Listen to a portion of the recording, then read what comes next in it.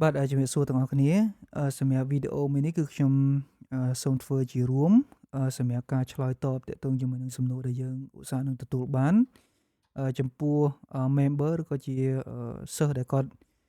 មុនធ្វើការសម្រេចចិត្តចុះឈ្មោះជាមួយនឹងយើងណាអញ្ចឹងអានេះជាសំណួរដែលយើងឧស្សាហ៍នឹងទទួលដោយសំណួរទី1នោះគាត់សួរថាតើអ្នកដែលចូលរួមនឹងឬក៏ជាសិស្សដែលចូលរួមនោះតើនឹងគាត់នឹងទទួលបានអ្វីខ្លះបន្ទាប់ពីគាត់រៀនចប់អញ្ចឹងតាក់ទងជាមួយនឹងចំណុចនៅទីនេះខ្ញុំសូមបញ្ជាក់ជូនបន្ថែមតាក់ទងជាមួយនឹងអ្វីដែលគាត់ទទួលបានសម្រាប់ថ្នាក់ beginner ណាទាំងអស់គ្នាដោយចំណុចទី1ហ្នឹងគឺគាត់អាចស្វែងយល់ជារួមតាក់ទងជាមួយនឹងដំណើរការនៃ software ដែលជា Microsoft Project 2021នោះអញ្ចឹងគាត់អាចដឹងពីចំណុចពីដំបូងពីចំណុចចាប់ផ្ដើមនៃ software តែម្ដងព្រោះនៅខាងក្នុងនេះគឺយើងបង្ហាញតាំងពី interface ថាតើinterface មួយហ្នឹងគឺយើងឲ្យឈ្មោះថាអ្វីជាបន្តបន្ទាប់ហើយចូលបែរថាចំណុចទី2ដែលគាត់នឹងទទួលបាននោះគឺគាត់អាចស្វែងយល់ពីមូលដ្ឋានគ្រឹះនៃ project management concept ហើយនិង technique អញ្ចឹងនៅទីនេះគឺគាត់អាចប្រើប្រាស់ software មួយនេះហើយនឹងយើង share តាក់ទងជាមួយនឹង technique មួយចំនួននៃការប្រើប្រាស់ហើយគាត់អាចយកទៅប្រើប្រាស់ជាក់ស្ដែងទៅលើគម្រោងជាក់ស្ដែងរបស់គាត់បានដោយចំណុចទី3នោះគឺតាក់ទងជាមួយនឹងគាត់អាចបង្កើននូវសមត្ថភាពទៅលើ project management របស់គាត់អញ្ចឹងព្រោះដោយសារតែយើងអាចប្រើប្រាស់ software នេះគឺ software មួយនេះគឺវាមានវាអាចជំនួយយើងបានច្រើនទៅលើ project management អញ្ចឹងវាក៏ជាផ្នែកមួយនៃការបង្កើននៅ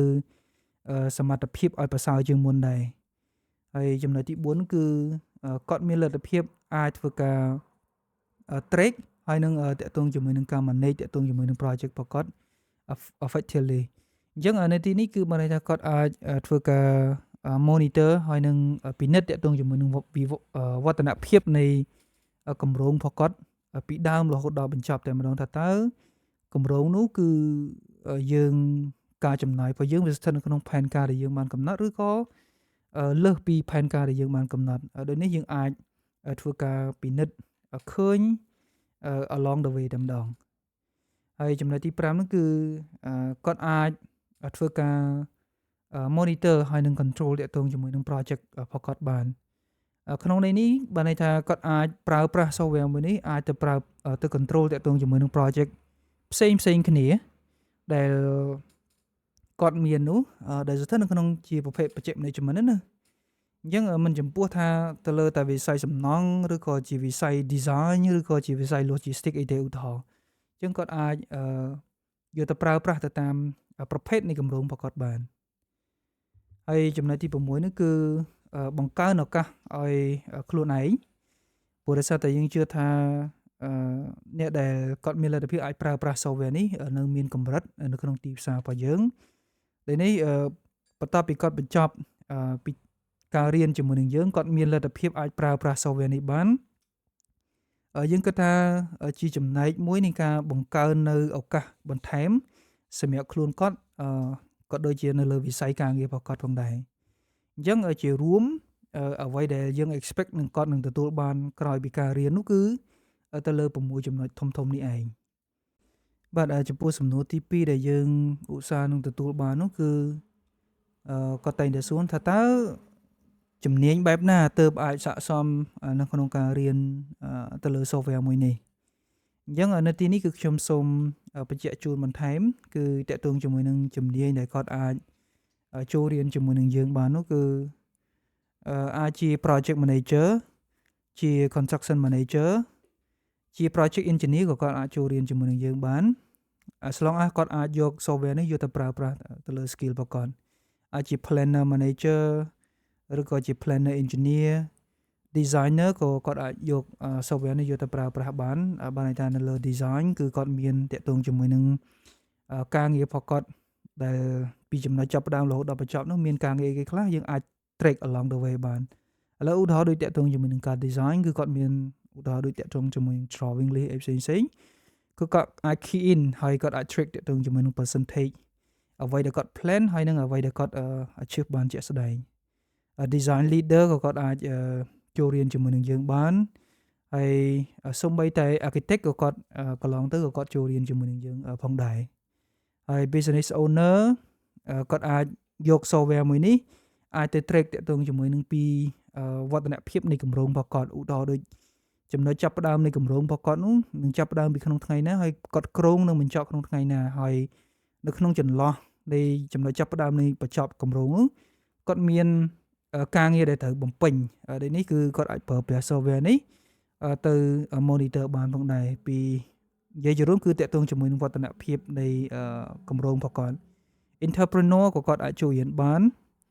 ហើយសូម្បីតែតាក់ទងជាមួយនឹង IT manager IT officer ក៏គាត់អាចចូលរៀនជាមួយនឹងយើងបាន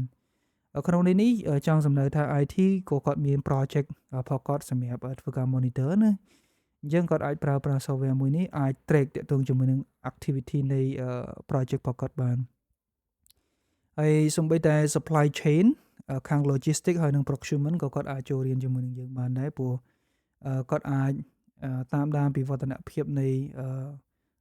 ការ shipment របស់នីមួយៗឬក៏ជា raw material ដែលគាត់បានបញ្ជាទិញនោះហើយមួយវិញទៀតគឺតាក់ទងជាមួយនឹង event organizer ក៏គាត់អាចប្រើប្រាស់ software មួយនេះអាចទៅរៀបតាក់ទងជាមួយនឹង event ប្រកបផ្សេងៗបានព្រោះ event ក៏ស្ថិតក្នុងជា project ដែរហើយដែលជាចំណុចចុងក្រោយនោះគឺតាក់ទងជាមួយនឹងអ្នកដែលគាត់ចង់បង្កើនសមត្ថភាពបន្ថែមឬក៏គាត់មានចំណាប់អារម្មណ៍ទៅលើ project management អញ្ចឹងគាត់អាចចូលរៀនជាមួយនឹងយើងបានហើយការបង្ហាញរបស់យើងនោះគឺយើងនឹងប្រើប្រាស់តាក់ទងជាមួយនឹង simple mini project ដើម្បីឲ្យគាត់ងាយយល់សម្រាប់អ្នកដែលមាន skill ដូចខ្ញុំបានបញ្ជាក់ជូននៅខាងលើយើងបង្ហាញជា reference project មួយហើយបន្តមកវិញទៀតគាត់អាចយកអ្វីដែលយើងបានបង្ហាញនោះយកទៅ apply ទៅលើប្រភេទ project ផ្សេងៗគ្នាទៅតាមជំនាញរបស់គាត់រៀងៗខ្លួនអញ្ចឹងសម្រាប់ចំណុចទី2នេះគឺមានប៉ុណ្ណឹងបាទអាចចូលដល់សំណួរទី3ដែលយើងឧស្សាហ៍ទទួលបានគឺថាតើថ្នាក់របស់យើងនឹងរៀនប្រមាណម៉ោងសម្រាប់ថ្នាក់ beginner របស់យើងនោះគឺតាមអ្វីដែលយើងធ្លាប់អាណងកន្លងទៅដែរគឺយើងគ្រោង32ម៉ោងដែលឡែករយៈពេលនេះគឺអាចប្រែប្រួលអាស្រ័យទៅលើអ្នកដែលគាត់ចូលរួមណាព្រោះស្ទើរតែអ្វីដែលយើងផ្ដោតសំខាន់នោះគឺការសួរនាំក្នុងអំឡុងពេលដែលបញ្ចប់នៃ session នីមួយៗបើសិនករណីមានការសួរនាំគឺយើង plan ដល់អ្វីដែលយើង plan គឺ32ម៉ោងដោយឡែកបើសិនបើករណីនៅក្នុង session នីមួយៗនោះមិនសូវជាមានសំណួរសួរនាំរវាងអ្នកដែលចូលរួមនោះទេគឺតាក់ទងជាមួយថ្នាក់របស់យើងគឺអាចយ៉ាងលឿនជាងនឹងនេះយើងជជែកតាក់ទងជាមួយនឹងបទពិសោធន៍ដែលយើងបានធ្លាប់បង្រៀនកន្លងទៅសម្រាប់ថ្នាក់ beginner នោះគឺយើងអាច manage ក្នុងការបញ្ចប់នោះគឺប្រមាណរយៈពេល3សប្តាហ៍អញ្ចឹងមានថាក្នុងមួយសប្តាហ៍គឺយើងរៀន3ថ្ងៃហើយក្នុងមួយថ្ងៃគឺយើងរៀន1ម៉ោងកន្លះអញ្ចឹងយើងអាច manage បញ្ចប់ក្នុងរយៈពេល3សប្តាហ៍បាទចូលដល់សំណួរមួយទៀតគាត់តែងតែសួរដែរនោះថាតើយើងរៀនតាមវិធីណាតាមរបៀបណាអញ្ចឹងតាក់ទងជាមួយនឹងចំណុចនេះគឺសម្រាប់ថ្នាក់របស់យើងគឺជាថ្នាក់ online course ដែលនេះគឺការបង្រៀនរបស់យើងគឺតាមរយៈដោយយើងប្រើប្រាស់ Microsoft Teams អញ្ចឹងយើងរៀនតាម online តាមរយៈ Microsoft Teams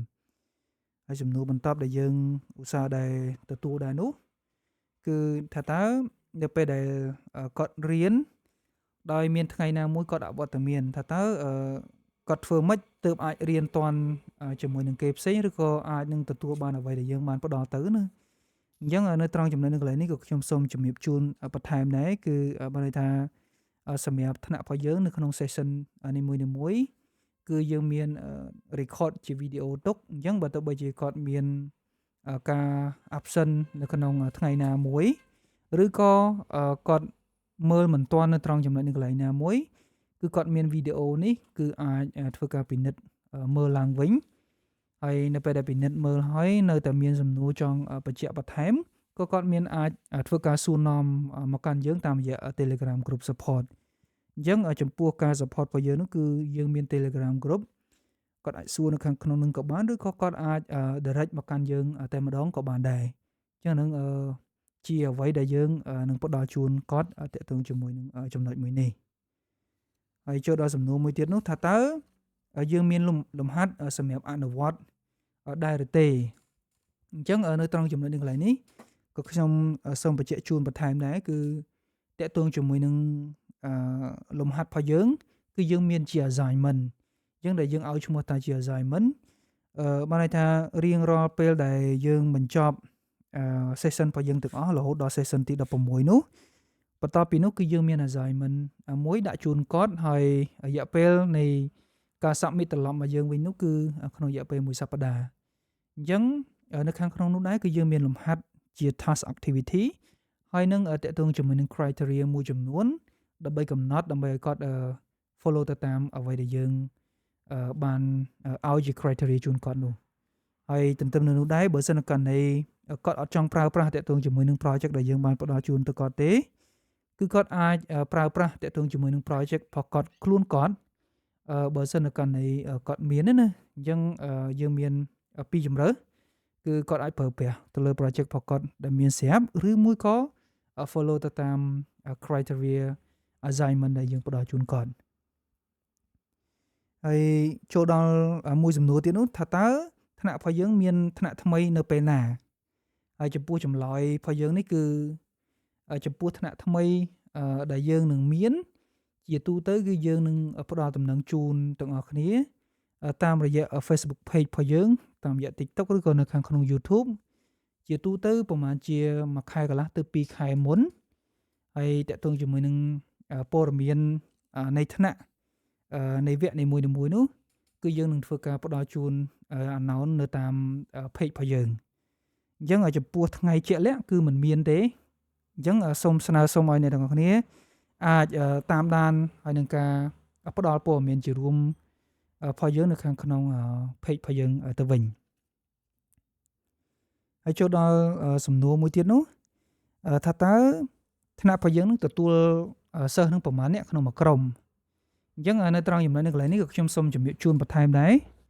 គឺបើន័យថានៅក្នុងមួយក្រុមគឺយើងទទួលចំនួនច្រើនបំផុតនោះគឺ25នាក់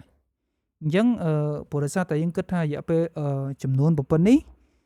អ្នកដែលចូលរួមគឺគាត់អាចមានលទ្ធភាពធ្វើការស្វែងយល់ហើយនឹងការសួរនាំបើសិនករណីមានសំណួរអាចបានគ្រប់គ្នា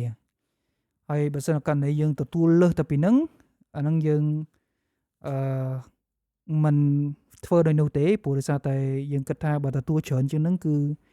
គុណភាពនៃការបង្រៀនហើយនឹងការចែកចាយព័ត៌មានដែលយើងបានចង់ផ្ដល់ជូនគាត់នោះ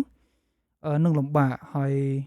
គាត់នឹងមិនមានឱកាសក្នុងការសួរសំណួរត្រឡប់មកយើងវិញទេជាមូលហេតុហ្នឹងបានយើងកំណត់ច្រើនបំផុតត្រឹមតែ25នាក់តែប៉ុណ្ណោះហើយអានេះជា standard នៃការបង្រៀនទូទៅហើយអញ្ចឹងនេះជាសំណួរដែលយើងឧស្សាហ៍នឹងទទួលបានពីខាងគាត់ដែលជា member ឬក៏ជាសិស្សមុនពេលគាត់សម្រេចចិត្តចុះឈ្មោះជាមួយនឹងយើង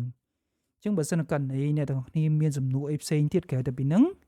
ហើយយើងគិតថាឧស្សាហ៍នឹងទទួលបានគឺយើងនឹងធ្វើជាវីដេអូបែបនេះបន្តទៀតដើម្បី clarify ទៅលើចំណុចទាំងអស់នោះដើម្បីឲ្យប្រកាសថាយើងខាងបងឬក៏អ្នកដែលចូលរួមចង់រៀនជាមួយនឹងយើងនោះឲ្យច្បាស់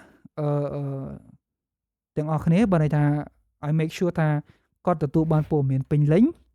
មុនពេលគាត់សម្រេចចិត្តកុំឲ្យថាគាត់សម្រេចចិត្តចុះឈ្មោះជាមួយនឹងយើងហើយបែរជាមិនទទួលដោយអ្វីដែលគាត់ចង់បាននោះគឺយើងក៏អត់ចង់បានបែបនោះដែរធ្វើម៉េចឲ្យគាត់ទទួលបែរថាទទួលបានអ្វីដែលគាត់ចង់បានហើយយើងផ្ដល់ជូនគាត់នឹងអ្វីដែលគាត់ចង់បានដូចគ្នាអញ្ចឹងជារួមសម្រាប់សំណួរដែលយើងឧស្សាហ៍ទទួលគឺមានប៉ុណ្ណឹងហើយសម្រាប់វីដេអូនេះគឺខ្ញុំសូមបញ្ចប់ប៉ុណ្្នឹងដែរអរគុណច្រើន